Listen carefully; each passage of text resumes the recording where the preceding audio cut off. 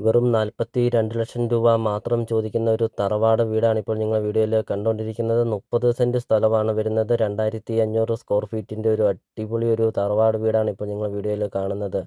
4 bedroom, 4 bathroom, kitchen, work area, sitout, hall അങ്ങനത്തെ എല്ലാ സൗകര്യങ്ങളുള്ള ഒരു അടിപൊളി ഒരു തറവാട് വീട്.